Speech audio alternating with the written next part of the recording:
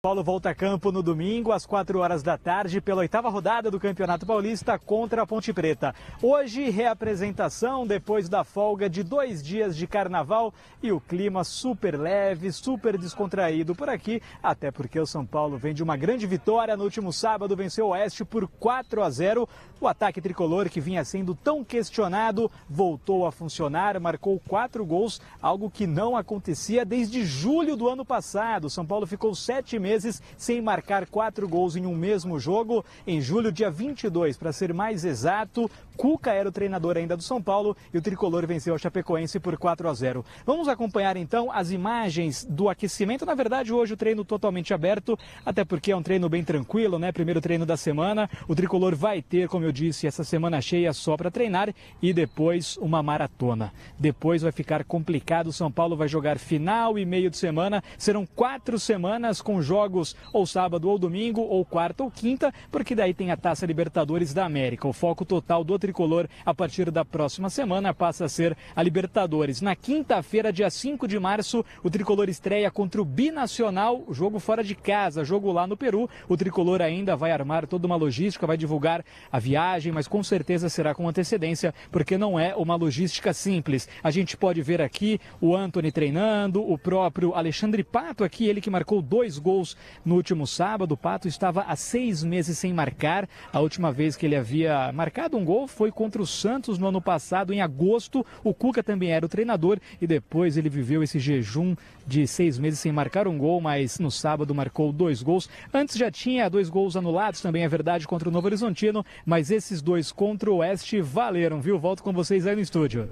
Boa, Capretes. A gente segue acompanhando um pouquinho mais das imagens lá do CT da Barra Funda, o São Paulo treinando, São Paulo feliz. Alexandre Pato vem recuperando o seu futebol, vem ganhando cada vez mais firmeza entre os titulares, marcou 2 gols no último jogo, assim como Daniel Alves, o grande maestro desse São Paulo, distribuiu grandes jogadas no final de semana e também guardou 2 na sua conta, por sinal o artilheiro do São Paulo com 4 gols nesse Campeonato Paulista. Então, Tarde Redonda segue falando do tricolor paulista, justamente sobre o Daniel Alves e a importância dele no comando desse time aqui. Um jogador campeão, estrela mundial, a principal contratação do futebol brasileiro em 2019.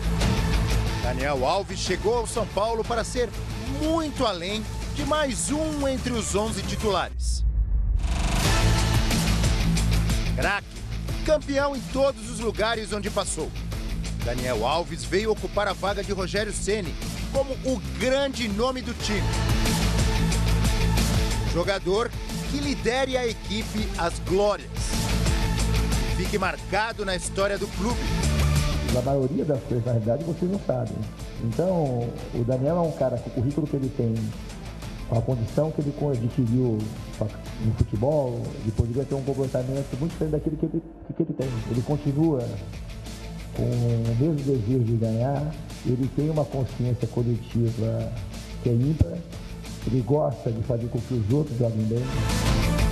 Muito mais que gols e grandes jogadas. O agora meia de 36 anos é um símbolo dentro do CT da Barra Funda. Incentivador dos mais experientes.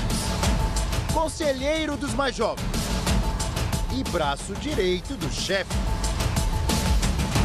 Tudo isso sem perder o foco e a dedicação que sempre teve dentro de campo. O Daniel, quando termina as refeições, ele é o último a sair da mesa, ele é o primeiro a chegar no CT. É um cara que cuida da nutrição, ele cuida do corpo e ele é um grande exemplo para todo mundo. Ele fala o que ele conseguiu na vida dele por conta dessas características.